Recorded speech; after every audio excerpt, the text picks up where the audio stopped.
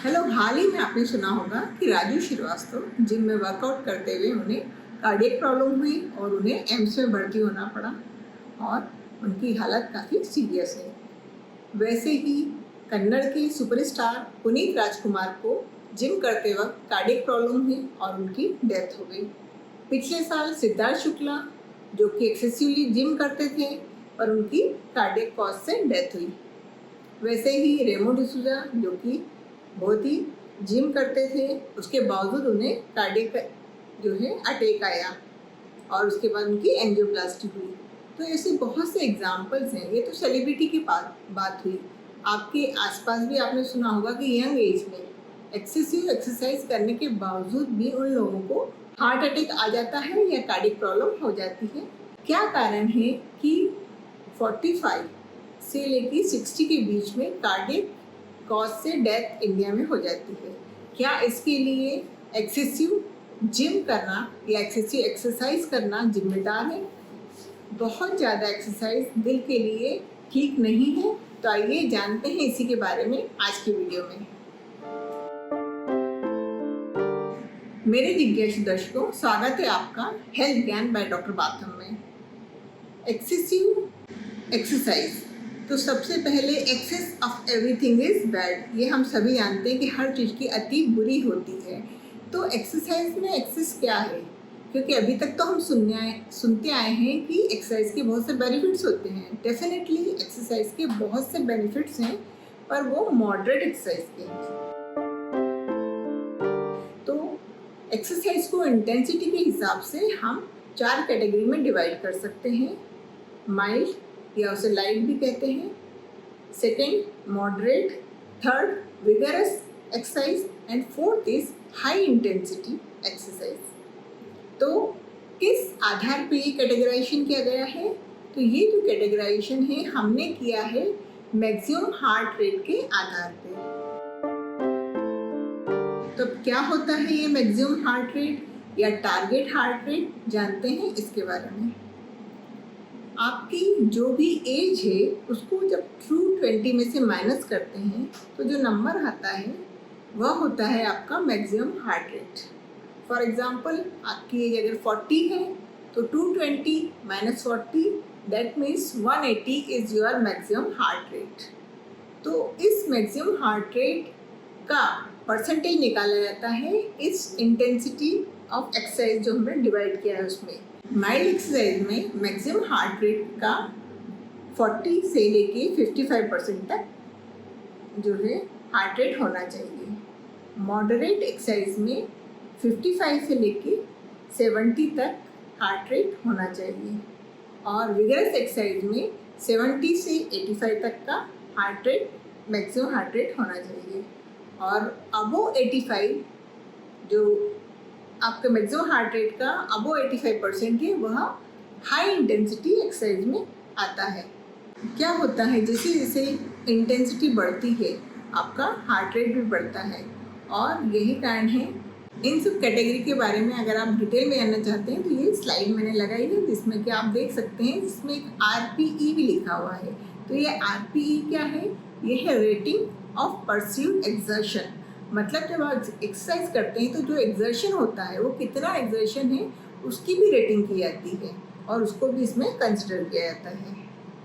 जैसे एग्जांपल के लिए माइल्ड एक्सरसाइज में आप बात भी कर सकते हैं और गाना भी गा सकते हैं, तो इसे टॉक टेस्ट कहते हैं। और मॉडरेट एक्सरसाइज में आप गाना नहीं गा सकते पर बात कर सकते हैं। और जो विगरस एक्सरसाइज है उसमें आप सिर्फ एक आध लाइन ही बोल पाते हैं। और जो हाई इंटेंसिटी एक्सरसाइज है इसमें आप बिल्कुल नहीं बोल पाते हैं, इसमें आपकी सांस बहुत ज़्यादा फूलती है।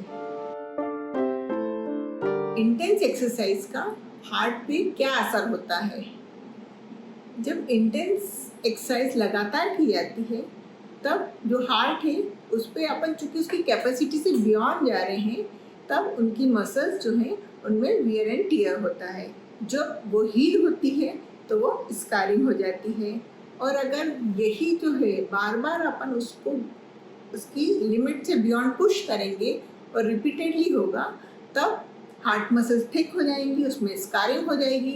यही कारण है कि जो उसमें एक रिदमिक एक्टिविटी है, हार्ट को जो एक रिदम में बीट करना चाहिए वह ना होते हुए भी उसमें एरिथमिया हो जाता है। और यंग एज में अगर जो कोरोनरी आर्टरी है जो ब्लड सप्लाई कर रही है हार्ट का, उसमें थोड़ा बहुत भी फैट एक्यूमुलेशन है, जिसे कि प्लाक कहते हैं, अगर वो 30% भी है तो बहुत ज़्यादा फिजिकल एक्सरसाइज से तथा बहुत ज़्यादा स्ट्रेस से वह रप्चर हो जाता है प्लॉक, और उस पर प्लेटलेट्स जम जाते हैं, क्लॉट फॉर्मेशन हो जाता है, और इस प्रकार से जो 30% ब्लॉक है वो सीधे 100% में कन्वर्ट हो जाता है।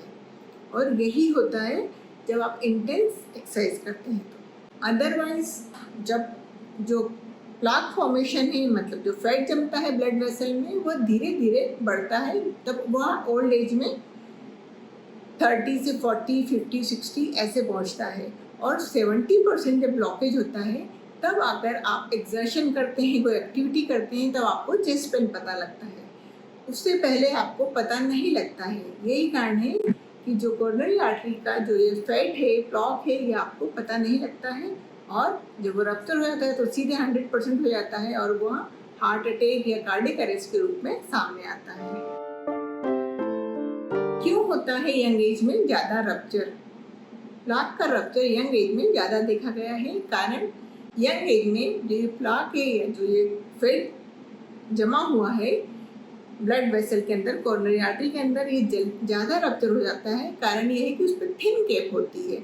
तो इस प्रकार से दो कैटेगरी होती है, thin cap plaque and thick cap plaque.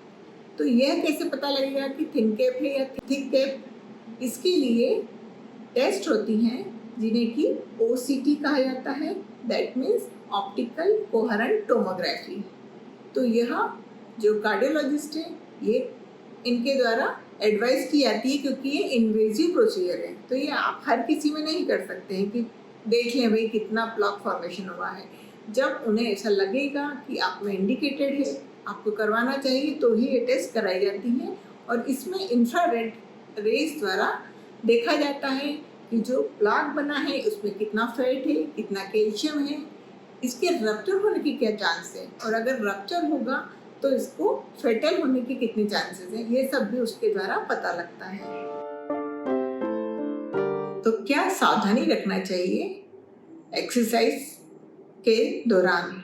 इसके लिए सबसे पहले जरूरी है कि आप अपना टारगेट हार्ट रेट निकाल लें, अर्थात जो मैक्सिमम हार्ट रेट है उसका परसेंटेज, अगर मॉडरेट एक्टिविटी कर रहे हैं या इंटेंस एक्टिविटी कर रहे हैं। पर ये एक सर्टिफाइड जिम ट्रेनर के अंडर में ही करना चाहिए, सेल्फ नहीं स्टार्ट करना चाहिए।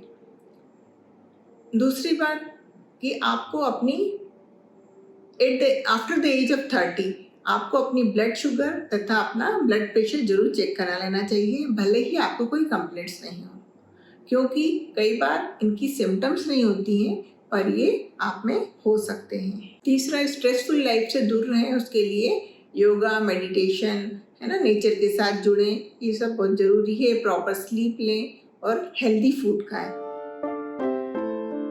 आइए जानते हैं कि क्या सिम्टम्स हो सकती हैं हार्ट अटैक की या कार्डियक अरेस्ट की at the time of exercise, या जब आप हैवी एक्सर्शन कर रहे हैं। तो इस टाइम पे कई बार ज़रूरी नहीं है कि आपको चेस्ट पेन हो।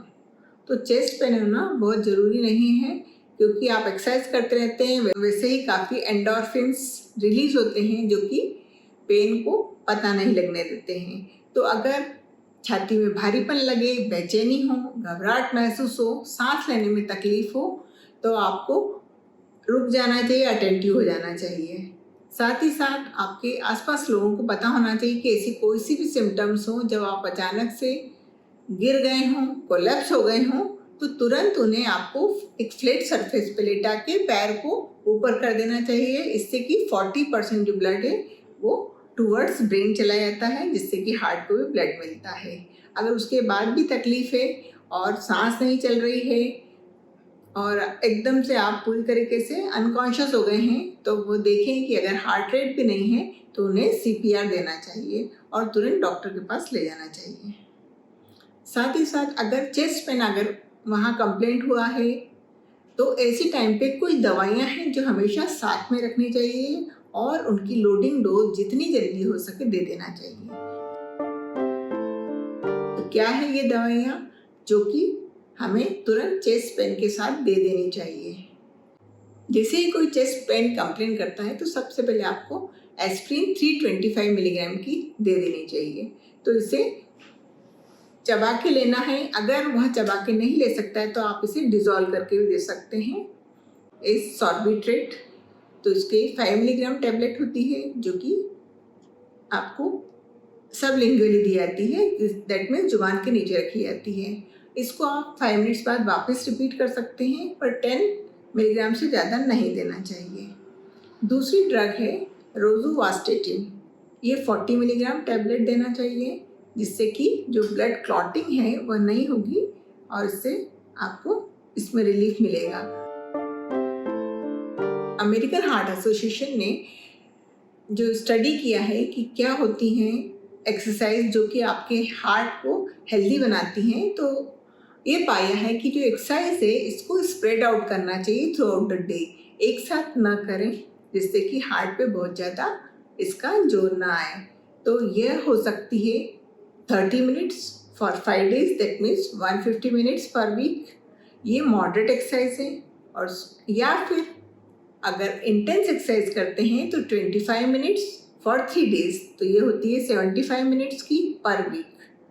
या फिर अगर आप डायबिटिक हैं या कोलेस्ट्रॉल बढ़ा हुआ है तो 40 मिनट्स फॉर 3 to 4 days। तो आपको ये गाइडलाइंस का ध्यान रखना चाहिए, जिससे कि आपका हार्ट तंदुरुस्त बना रहे। आज के लिए इतना ही। आशा करती हूँ कि मैंने आपको इस बारे में कुछ जानकारी देने की कोशिश की है और आप इस पे ज़रूर ध्यान देंगे। मिलते हैं अगले वीडियो में। इस वीडियो को लाइक, शेयर और सब्सक्राइब करें।